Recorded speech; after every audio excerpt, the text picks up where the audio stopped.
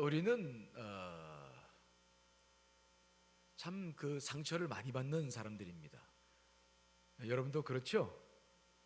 안 그렇죠?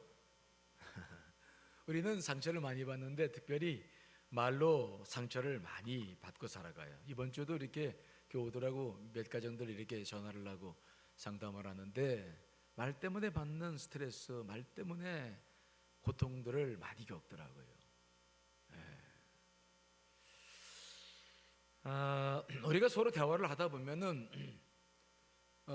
뭐 때로는 해서는 안 될 말도 하고 또 이런저런 이야기를 하다 보면 자기도 모르게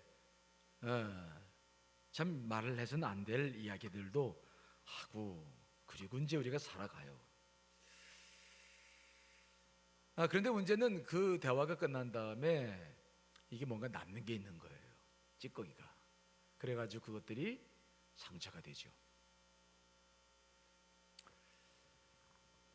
이거 어떻게 방법이 좀 없을까? 저도 목회를 하면서 늘 목회라고 하는 게 여러 교우들로부터 많은 말을 들어야 되기 때문에 하여튼 들어야 될 그런 귀, 그러한 담력, 또 때로는 듣고도 지나쳐야 될 그러한 여러 가지 그런 것들이 갖춰지지 않으면 목회가 참 어렵죠.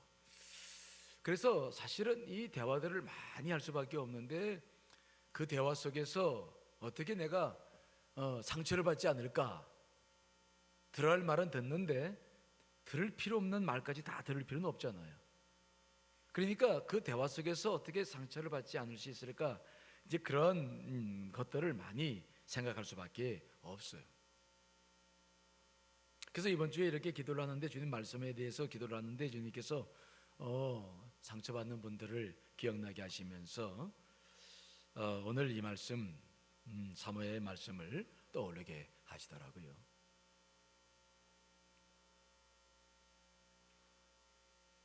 아무튼 오늘 설교를 통해서 여러분들 혹시 또 말 때문에 상처받고 살고 계신 분이 계시다고 한다면 또 우리가 앞으로 계속해서 평생 동안 누군가는 대화를 하고 계속 들어야 되기 때문에 그러한 문제에 대해서 완벽하지는 않지만 그래도 여러분들에게 도움이 되고 영적으로 큰 도전이 될 수 있기를 간절히 축원을 드리겠습니다.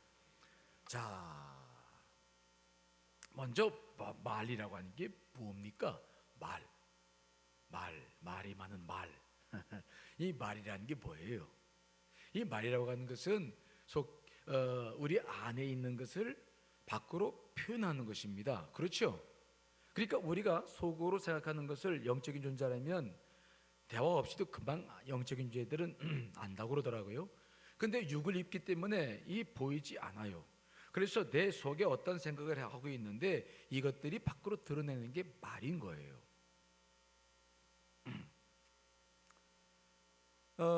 그러니까 이 말이라고 하는 것은 내 안에 있는 것들이 고스란히 드러나는 거거든요. 그래서 말을 들어보면 저 사람이 어떤 사람인가 잘 알 수 있죠. 자, 누가복음 6장 45절 읽어보겠습니다. 시작.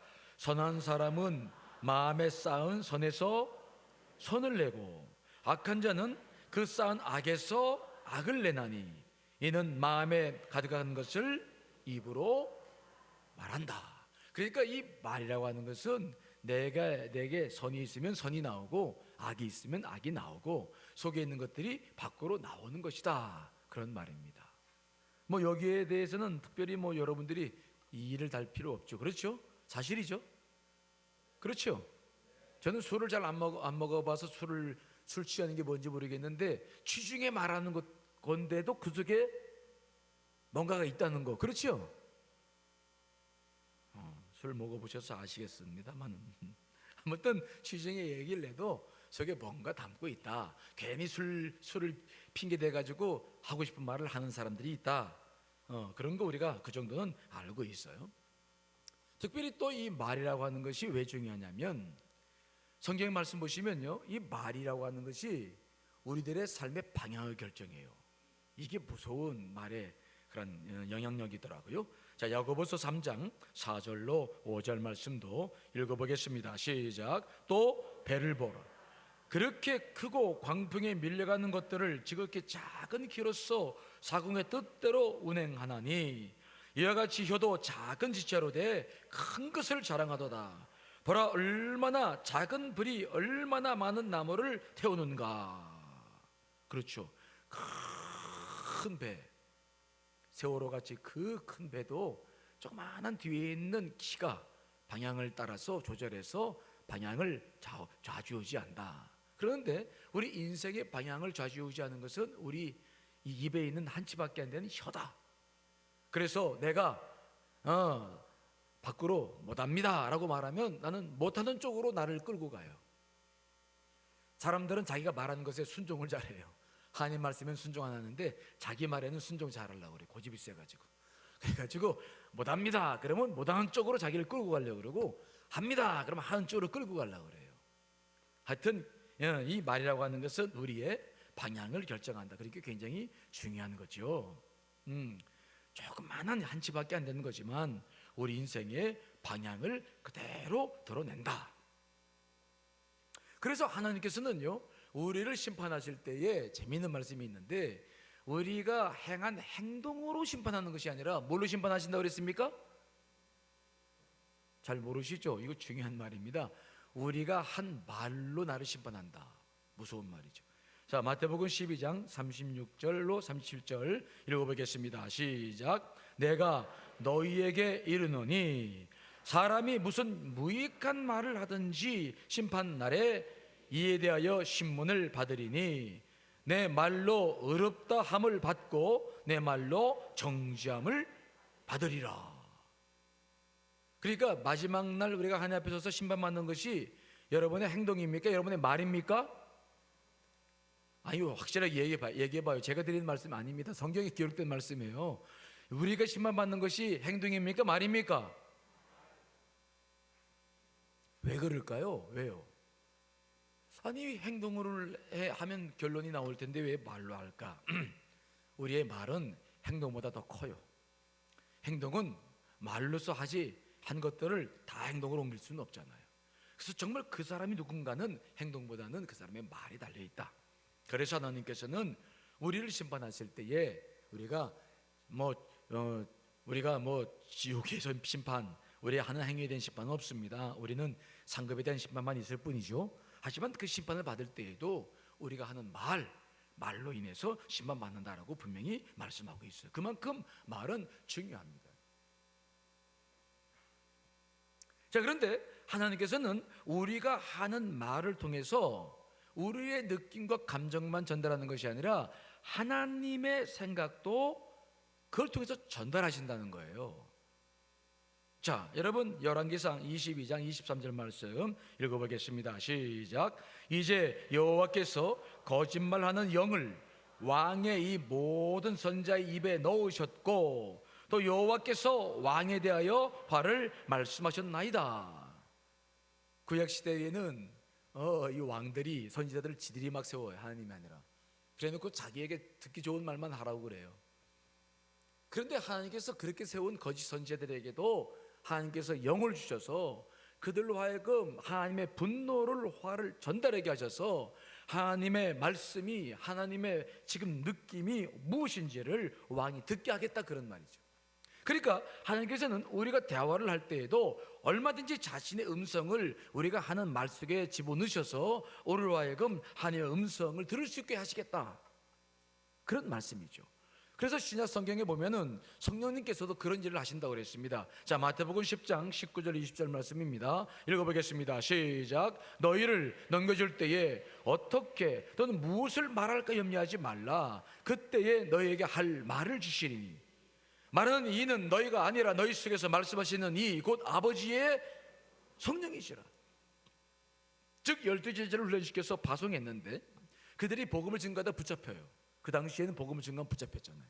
붙잡혔을 때에 주님께서 뭐라고 말씀하시냐면 염려하지 말아라는 겁니다. 왜요? 그때에 그 위기를 탈출할 수 있도록 그들의 입에 누가 말을 넣어주신다고요? 성령께서 너희들에게 할 말을 넣어주셔서 너로 하여금 위기를 극복할 수 있도록 할 테니까 염려하지 말고 복음 증거하라, 졸지만 말아라, 그런 말이죠. 졸지만 말고 가서 복음을 열심히 증거하면 너희들이 붙잡혔다 할지라도 너희들 속에서 성령께서 말을 넣어주셔서 너희로 하여금 위기를 극복할 수 있을 테니까 염려하지 말아라. 그러니까 우리가 서로 주고받는 말은 나만 내 의견을 전달하고 상대방의 의견을 내가 전달하는 기능만 있는 것이 아니라 그 대화 속에는 누가 개입할 수 있는 여지가 있는 것입니까? 성령님께서 충분히 그 나누는 대화를 통해서 나로 하여금 성령의 음성을 들을 수 있는 통로로 대화를 쓸 수 있다라고 하는 것이 성경의 가르침이죠. 그러니까 우리가 상대방과 누군가 대화를 나눌 때에 이것이 저 사람의 말이다 라고 생각하고 저 사람의 감정과 느낌을 그대로 다 받아야 될 이유가 별로 없는 거예요. 사실은 그것은 기초적인 이야기이겠습니다만은 그렇게 생각하지 말고 더 중요한 것은 뭐냐면 상대방과 대화할 때 성령님께서 분명히 내가 들어야 될 말씀을 이 사람을 통해서 더 충분히 할 수 있다는 가능성이 있음을 먼저 기억하는 것이 중요한 것입니다. 그래서 저는 대화를 할 때 누구와 대화해도 마찬가지예요. 저는 늘 이것을 아주 명심하고 이것을 통해서 모든 문제를 해결해요. 대화를 통해서 내가 상처를 받기 시작할 때에 사실 그건 굉장히 무서운 겁니다. 지워지지 않아요. 평생 지워지지 않아요. 그리고 그 사람을 쳐다볼 때마다 그게 참 쉽게 지워지지 않아서 관계를 맺기가 어려워요. 그러다 보니까 이게 목회라는 게 얼마나 어려운지 정말 그게 힘들더라고요. 그래서 언제부턴가 하나님이 주신 이 말씀을 붙잡고 계속 제가 실험을 계속 하는데 정말 이것은 제게는 여러분들은 어떨지 모르겠지만 제게는 놀라운 그러한 능력을 발휘하는 그러한 방법이 되고 있어요. 지금도 누구랑 대화하거나 전화를 하거나 늘 누군가 대화를 할 때도 저는 이 사람과 대화하면서도 늘 관심은 하나님께서 무슨 말씀을 지금 하실까? 이 사람을 통해서 혹시 내게 하실 말씀은 없는 것일까? 그렇게 생각을 하면서 늘 그 말에 귀를 기울이는 습관을 제가 계속 쌓고 있죠. 그러다 보니까 그 사람을 통해서 내가 어떤 분노가 일어날 때가 있습니다. 하지만 그 분노보다도 그 대화를 경청하려고 노력을 하게 되고 그 속에서 하나님의 음성을 들을 때 저는 충분히 그 말씀 앞에 순종해 나가는 저를 계속해서 훈련시켜 나가고, 그래서 상대방으로부터 듣는 대화를 통해서 많은 상처들을 격감시켜 나가고 그 상처가 아니라 오히려 은혜를 입어서 관계를 회복시켜 나가는 그러한 대화를 계속 훈련하고 있어요. 뭐 여러 가지 방법이 있습니다. 상대방이 대화할 때 뭐 그것을 뭐 받지 말아라, 듣지 말아라, 여러 가지 요령들이 있는데 그것보다 저는 그 속에 하나님의 음성이 들을 수 있다라는 가능성을 내가 갖는 것이 저는 훨씬 도움이 됐어요. 저는 여러분들에게도 그런 은혜가 있으시기를 간절히 축원합니다. 누군가하고 대화할 때에 반드시 이 대화 속에 성령님께서 하실 말씀이 있다. 그 가능성을 여러분들이 늘 열어놓고 대화를 해라. 저는 그걸 통해서 많은 문제를 해결하고 있어요. 오늘 성경 본문에 나와 있는 이 내용들이 보면은 바로 그런 놀라운 은혜를 담고 있는 말씀이죠. 자신을 저주하는 사람에게서 하나님의 음성을 듣고 있는 다윗을 오늘 본문이 기록하고 있어요. 자, 오늘 성경 본문은 다윗의 아들 압살롬이 반란을 일으켜가지고 자기 아버지를 예루살렘 속에 쫓아냈어요. 우리가 알다시피 다윗은 자신에게 목숨을 내놓고 충성했던 우리아를 최전방에 내보내서 죽게 하고 그의 아내를 취했습니다. 정말 있을 수 없는 죄를 그가 범했던 거죠. 그 일로 말미암아 하나님께서는 다윗에게 그의 죄를 용서하셨지만은 그의 가문에 피를 흘리게 하겠다, 그 대가를 지불토록 하겠다라고 말씀하셨는데 그 이후로 이런 일들이 계속 일어나고 있는 것입니다. 자, 사무엘하 12장 9절 10절 말씀 읽어보겠습니다. 시작.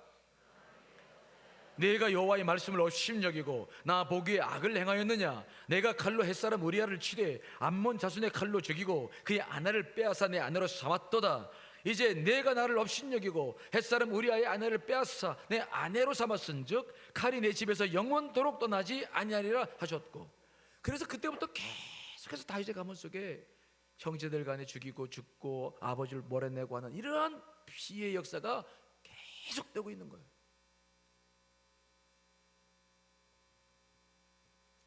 다윗이 하나님의 말씀을 업신여겼어요. 그토록 축복해 하셨는데 어떻게 그러한 죄를 범할 수 있느냐. 하나님께서 그의 죄를 용서하셨지만 그러나 대가는 철저하게 지불하게 하셨어요. 자, 그 일 때문에 어떤 일이 벌어졌냐면 다윗에게는 많은 아내가 있었는데 14명의 아내가 있었는데 그 가운데 아비가일로부터 암논이라는 아들을 얻었는데 그 암논이 장자였어요. 그 유대인의 법으로 따져본다면 다윗의 뒤를 이어서 바로 이 암논이 왕이 됐어야 되는데 이 암논이 못된 짓을 벌렸어요. 무슨 짓을 벌렸습니까? 자신과 다른 배인 압살롬의 여동생인 다말을 사랑했어요. 자기 동생인데 사랑했어. 그래서 그 여동생을 방으로 유인해 가지고는 못된 짓을 하고는 그 여동생을 또 책임지지 않고 버렸어요. 이 사실을 압살롬이 알았어요. 그래서 압살롬이 그 분노를 참지 못하고 그 암논을 죽였고 그리고 도망쳤어요. 몇 년 동안. 그러나 이 다윗은 자기가 범한 죄 때문에 이런 일이 생기는 것을 알았기 때문에 그때에도 그 아들들을 어떻게 조치를 취하지를 못했어요. 자기 죄 때문에 생긴 일이었기 때문에. 그러다가 이 압살롬이 몇 년 도망쳐 있다가 다시 들어와 가지고는 성 안에서 앉아서 사람들 재판해주면서 사람들의 마음을 다 사고 그 왕족들 군사들을 장군들의 마음을 사가지고는 반란 일으켜가지고 지금 아버지를 몰아내는 거예요. 그래서 지금 다윗이 예루살렘 성을 지금 도망칠 수밖에 없는 것입니다. 다윗은 백정노장이었습니다.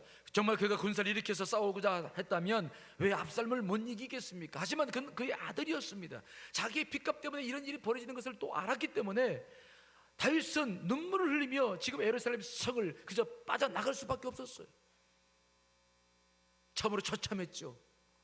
어찌 아들에게서 이런 일이 이루어지고 있는 것입니까?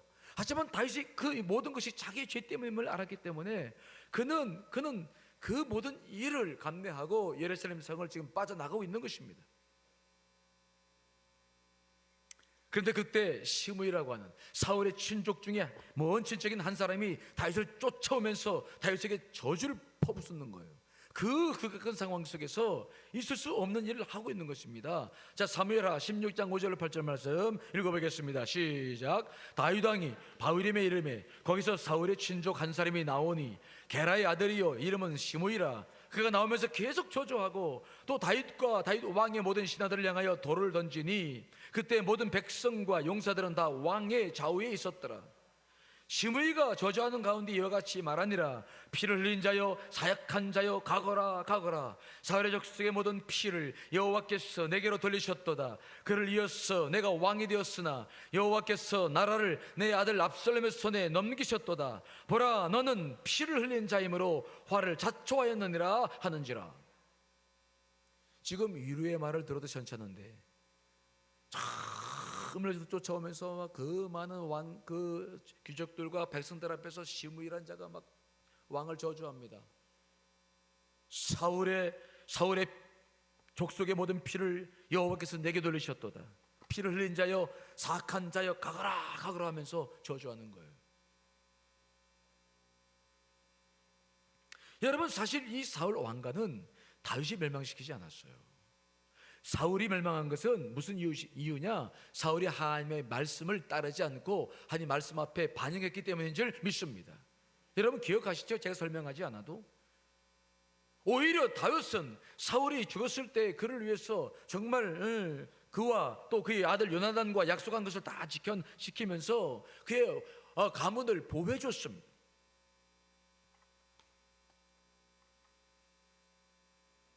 왕이 된 사울의 아들 이스보셋을 위해서도 그를 죽인 것도 그가 아니라 다른 신하가 그를 죽여서 그의 목을 가지고 왔을 때도 그를 또 죽이고 이스보셋을 위해서 거대한 장례식을 치러 주었어요.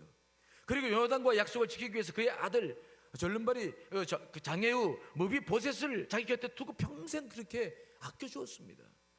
그렇게 사울 가를 보호해 줬고 약속을 지킨 사람이 다윗이었어요.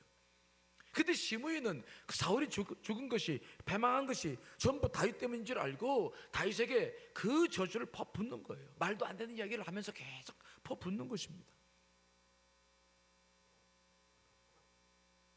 사실 정말 생각해 보면 화가 날 수밖에 없는 입장이죠. 그것도 많은 백성들 앞에서, 그 부하들 앞에서 그런 망신을 주는 거, 이거 참기 어려운 일 아니겠습니까? 그러자 다윗의 군대 장관이었던 아비새가 저놈을 죽이겠다고 왕에게 허가를 요청하죠. 자, 사무엘하 16장 9절에 11절 읽어보겠습니다. 시작. 수레의 아들 아비새가 왕께 여짜오되 이 죽은 개가 어찌 내 주 왕을 저주하리이까? 정하건대 내가 건너가서 그의 머리를 베게 하소서 하니, 왕이 이르되 수레의 아들들아 내가 너희와 무슨 상관이 있느냐? 그가 저주하는 것은 여호와께서 그에게 다윗을 저주하라 하심이니 내가 어찌 그리하였느냐 할 자가 누구겠느냐 하고, 또 다윗이 아비새와 모든 신하들에게 이르되 내 몸에서 난 아들도 내 생명을 해하려 하거늘 하물며 이 베냐민 사람이랴. 여호와께서 그에게 명령하신 것이니 그가 저주하게 버려두라.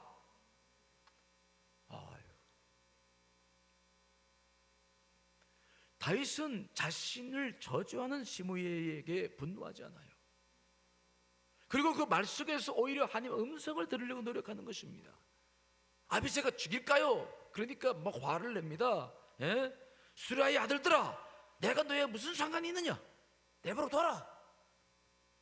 그가 저주하는 것은 하나님께서 허락하신 것이다. 하나님께서 나를 저주하라고 허락하셔서 하는 것인데 왜 너희들이 나서느냐? 내버려 둬라. 그 저주를 나는 들어야 된다.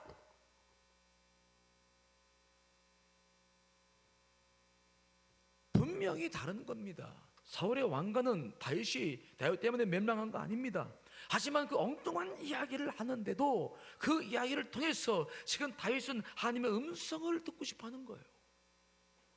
그 저주 속에서도 하나님의 음성이 있음을 다윗이 잊지 않고 그 말씀을 그대로 자기 안에 수용하면서, 사실은 아니지만 그 속에서 하나님께서 자기를 저주하시는 음성을 듣고 있는 것입니다.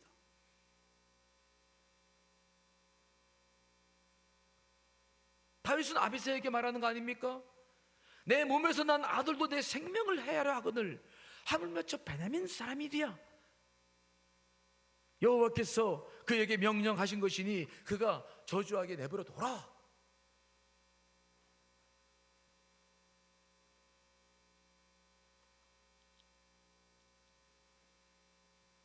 다윗은 그 참 어려운 환경 속에서도, 참을 수 없는 순간에도 자기에게 쏟아붓는 저주를 들으며 그 속에서도 하나님의 음성을 들으려고 부단히 애를 쓰는, 그 시므이의 저주를 통해서도 하나님께서 자기를 내리치는 회초리, 그 회초리를 받고 있음을 자기가 느끼고, 말도 안 되는 얘기를 들으면서도 하나님께서 자기에게 말씀하시는 그 저주의 목소리를 듣고 있는 다윗을 보는 거예요.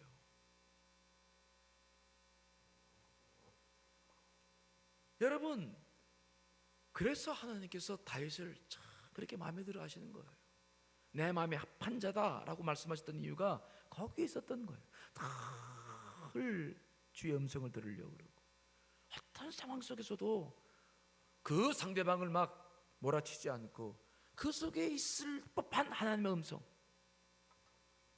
저주 속에서도 듣고 싶은 하나님의 음성, 그것에 관심을 갖는 거예요.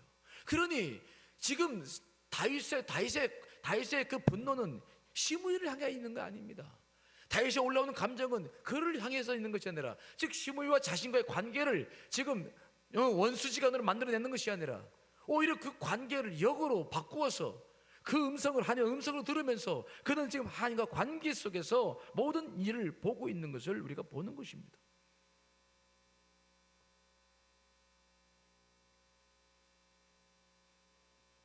우리가 살다 보면은 참 억울한 말을 들을 때가 많이 있잖아요. 정말 말도 안 돼. 그렇죠? 쫓아가가지고 그냥 한번 그냥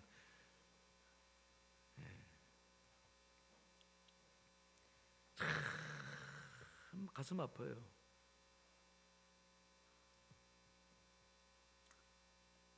그때 우리가 해야 할 일이 뭡니까? 그때 또 옳고 그름 따져요? 선악과 따먹었다고? 예?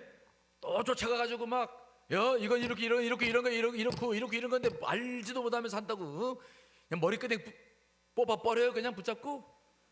예?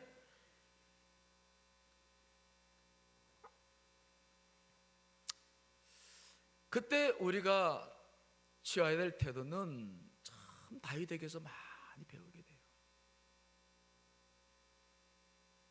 그래, 내가 들을만 하니까 듣지.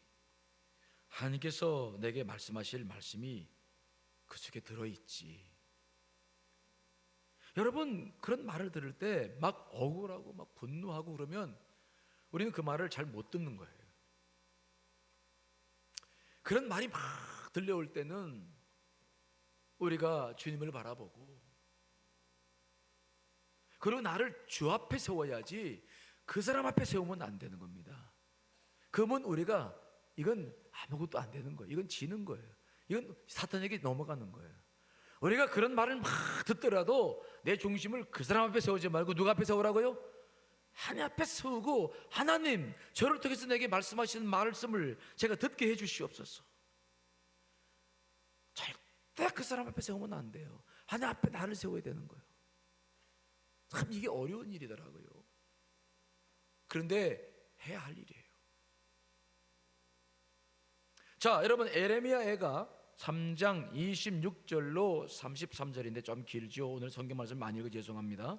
그래도 한번 읽어야 될 말씀이에요. 읽어보겠습니다. 시작.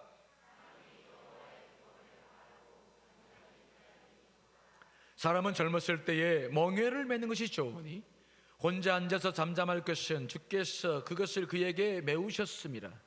그대의 입을 땅에 티끌에 댈지어다. 혹시 소망이 있을지로다.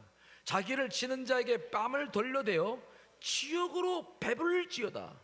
이는 주께서 영원하도록 버리지 아니하실 것임이며 그가 비록 근심하게 하나 하시나 그의 풍부한 인자하심에 따라 긍휼히 여기실 것임이라. 주께서 인생으로 고생하게 하시며 근심하게 하시면 본심이 아니시로다. 여호와의 구원을 바라보고 잠잠히 기다림이 좋다는 거예요. 사람은 젊었을 때 멍에를 매는 게 좋다는 거예요. 그래서 어떤 말이 들릴 때 그대 입을, 차라리 내 입을 땅에 대고 땅에 티끌이 대라. 내 입을 막 해 붙이지 말고 내 입을 땅에 티끌이 대라. 이게 무슨 말입니까? 뭘 하라는 겁니까? 겸손하게 낮아지라는 거예요. 더 낮아지라는 거예요. 그리고 나를 치는 자가 있으면 뺨을 돌려대고 더 때려라. 그리고 돌려대고 뭐라고요? 그 다음 말이 치욕으로 배불러라. 너를 치욕으로 배부를지어다. 한 대 탁 때리면 여기도요. 그리고 탁 돌려대고 한 대 탁 맞고, 그리고는 막 치욕스러운 말을 하면 막 그 말을 들어가지고 치욕으로 배를 뺑뺑하게 불러게 돼. 더해 나 배고파. 더 말 좀 해봐. 그리고 막 쏟아보면 그래 고마워. 그리고 막 치욕으로 배를 불리래. 치욕으로. 와 아 주여, 이거 너무한 말이에요. 참 너무 이건 힘든 말이에요. 그런데 하나님의 말씀이잖아요. 이 참 이게 가능할까요? 가능할까요?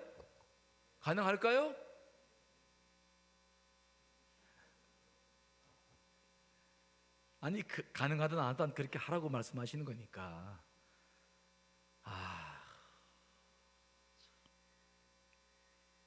하여튼 저는 이런 걸 또 해보려고 무던히 애를 쓰고 살고 있는데 쉽지 않더라고요.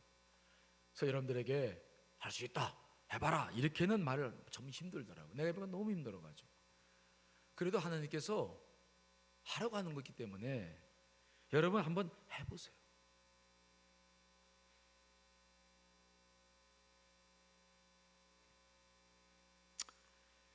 다윗이 지금 이 말씀을 그대로 행하는 거예요. 시므이가 저주할 때 그를 죽이겠다고 나선 군대장관 아비새를 주저앉히면서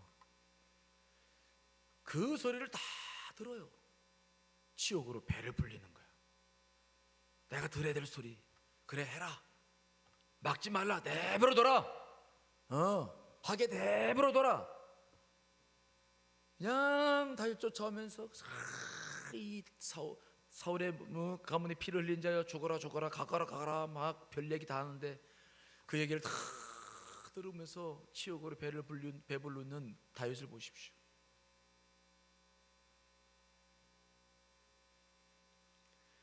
그 치욕으로 배를 잔뜩 불리면서 그 말을 들으면서 다윗이 하는 생각은 뭔지 아세요? 아까 예레미야가 말씀 그대로 하는 거예요. 자, 사무엘하 16장 12절 13절 말씀 읽어봅니다. 시작. 혹시 여호와께서 나의 원통함을 감찰하시리니 오늘 그 저주 때문에 여호와께서 선으로 내게 갚아주시리라 하고 다윗과 그의 수종자들이 길을 갈 때에 시므이는 산빗달로 따라가면서 저주하고 그를 향하여 돌을 던지며 먼지를 날리더라. 가면서 막 저주하고 돌을 던지고 먼지를 날리고 저주를 퍼붓는데 다윗은 그 저주를 다 들으면서 배를 불리면서 다윗은 지금 누구를 바라보고 있느냐? 누굴 바라봅니까? 그 시므이입니까? 하나님이십니까? 하나님이에요. 그 저주하는 시므를 보면서 막 그래 너희 놈의 자식 주고 봐라 이런 게 아니라 그 말을 다 들으면서 배를 그냥 그 치욕스러운 말로 배를 이렇게 배가 막 불러오면서 그는 하나님을 바라보는 겁니다. 하나님이여 나의 원통함을 감찰하시는 줄 믿습니다. 오늘 제가 이 저주를 받고 있습니다. 하나님 제발 나를 바라봐 주시고 손으로 내게 갚아주십시오. 그 시므이를 향한 것이 아니라 하나님을 향해서 그 저주 속에서 하나님의 음성을 들으면서 회개하면서 하나님 앞에 다시 기회를 구하고 회개하며 선을 구하는 다윗의 모습을 우리가 오늘 보고 있는 거 아닙니까?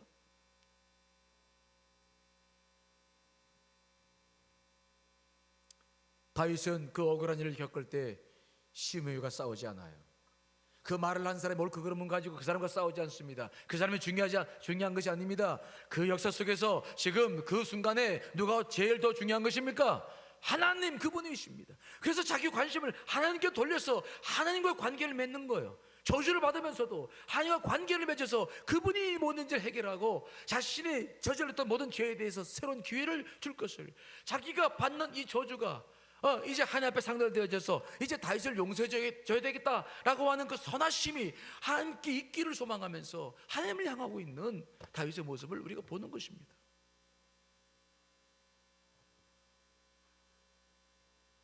여러분, 우리가 많은 대화를 하고 여러 가지 말을 듣는데 그 말을 들을 때에 여러분들에게도 이러한 은혜가 있으시기를 간절히 축원합니다.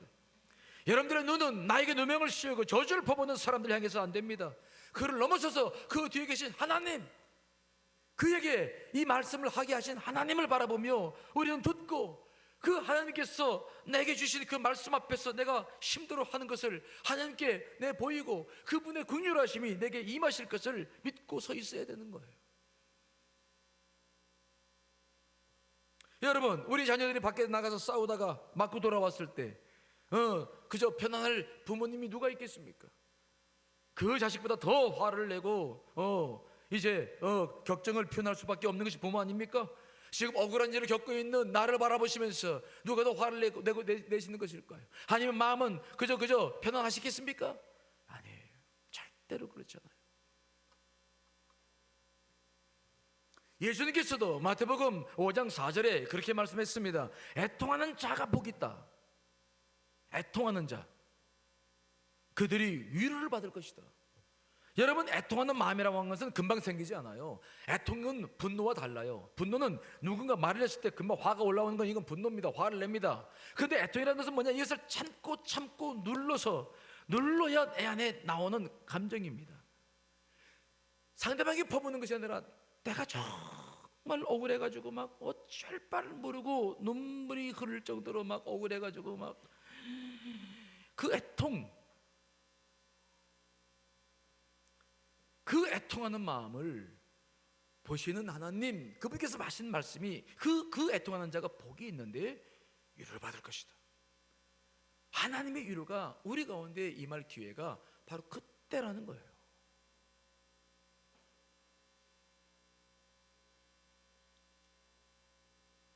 다윗은 자기와는 아무런 상관없이 상황을 오해하고 있는 시므이의 저주 속에서도 하나님의 음성을 들었고 악을 손으로 바꾸실 하나님의 섭리와 임재를 기대하고 있는 것입니다.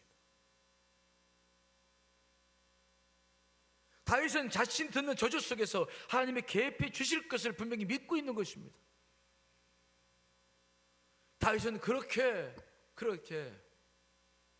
그는 하나님의 음성을 들으면서 인생을 살아가고 있었던 것을 우리가 볼 수 있어요.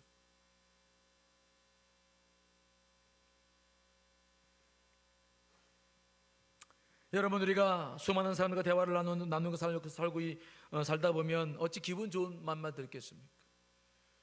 듣고 싶지 않은 말들도 많이 들어야 되고,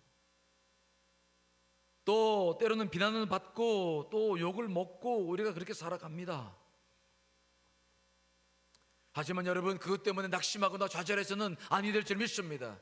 그것 때문에 속을 끓이고 우울증에 빠져버리고 그것 때문에 두려워하고 사람 만나는 것을 싫어하고, 여러분, 그렇게 우리가 신앙생활을 나약하게 해서는 안 됩니다. 그런 음성 속에 하나님의 음성을 들으시기를 간절히 축원합니다. 그리고 그 속에서 역사하실 하나님을 기대하시기를 간절히 축원합니다. 넉넉히 받아내셔야 됩니다.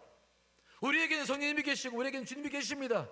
우리에게는 넉넉히 그 일을 감당할 수 있는 힘이 있는 것입니다.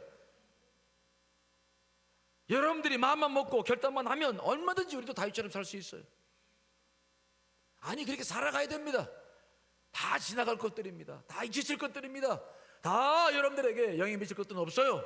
여러분들이 받아들이지 않는 이상 어떤 것도 여러분을 괴롭힐 수 없습니다. 여러분들의 상처 줄 것은 여러분밖에 없어요. 여러분들이 받아주지 않으시면 여러분 상처를 받거나 그 상처 때문에 우리가 고민하며 살 이유는 아무것도 없습니다. 그러므로 지금 여러분 안에 혹시 그동안에 들었던 이야기들 때문에 위축된 것들이 있나요? 저 좀 보세요. 저 좀 봐요. 눈 좀 떠봐요. 눈 좀 떠봐.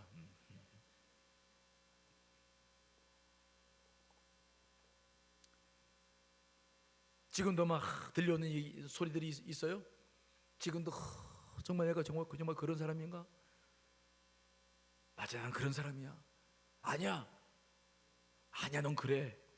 그 한마디 때문에 계속 괴로워하고 힘들어하고 그 사람만 쳐다보면 도망가고 싶고. 아니에요. 그렇게 살 이유가 없어요. 우리는 이미 십자가의 보혈로 우리의 모든 죄를 용서받았고 성령께서 우리와 함께 계시기 때문에 무엇이든지 승리해 나갈 수 있는 힘이 있다는 것을 믿으시기를 간절히 축원합니다. 정말 우리에게는 그런 능력이 있습니다. 여러분이 방향만 잘 잡고 여러분들의 자세만 잘 취하면 얼마든지 무슨 소리를 들어도 우리는 승리할 수 있어요. 난 정치하는 분들 보면서 배우는 게 있어요. 정치하는 분들, 그렇죠? 아유, 대단하셔. 뭐가 대단합니까? 아이고, 별소리 다 들어도 그냥 늘 웃으면서 그냥 싱글벙글하고 할 얘기 다 하고 그러더라고. 그렇죠? 그 정도 돼야 정치를 하는 것 같아. 그렇죠? 여러분들은 정치할 분이 안 돼. 그러니까 여러분들은 정치할 분들이 안 되는 거야. 그냥 신앙생활만 열심히 하시면 돼. 하지만 그렇게까지 우리가 살지 못한다 할지라도, 그렇게 파렴치하게 우리가 못 산다 할지라도 그 말 몇 마디 때문에 속을 끓이고 그냥 우울증에 빠져가지고 그렇게 살 이유는 없지 않습니까? 주의 음성을 들으려고 하는 마음을 열고 성령에게 맡기십시오. 그러면 오늘 다윗처럼 우리도 그 속에서 역사하신 주의 음성을 듣고 하나님의 놀라운 은혜를 경험하게 될 줄 믿습니다. 이 이후에 어떻게 풀어집니까? 하나님께서 어떻게 시므이와 다윗과의 관계를 조정해 나가십니까? 시므이 죽을 죄를 졌다고 그 다윗 앞에 무릎을 벌벌 떨고 막 또 살려줘요. 다윗이 또 살려줘. 그 시므이 나 같으면 그냥 단칼에 그냥 할 텐데, 참 다윗을 보면 왜 그럴 수 있었습니까? 그가 퍼붓었던 저주를 품은 것이 아니라 하나님의 음성을 품었기 때문에, 그 속에서 들려오는 하나님의 음성을 품었기 때문에 그에게 대해서 원한과 분노 대신 하나님의 음성을 품었기 때문에 그가 용서해 줄 수 있는 은혜가 그에게 또 있는 거예요.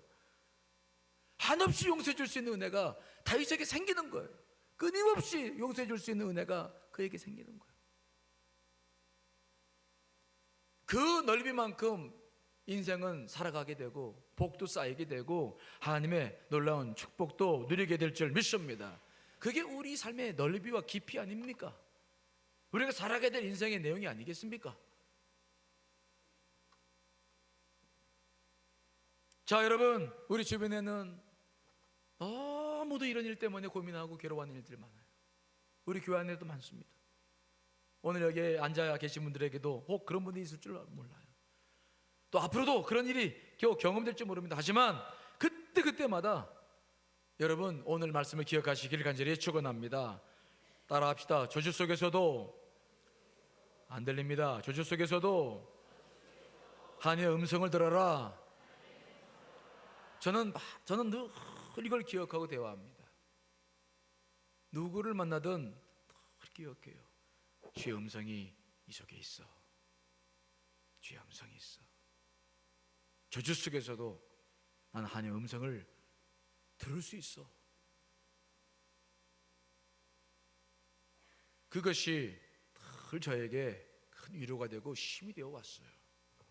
여러분들에게도 이런 은혜가 충만하시기를 간절히 축원합니다.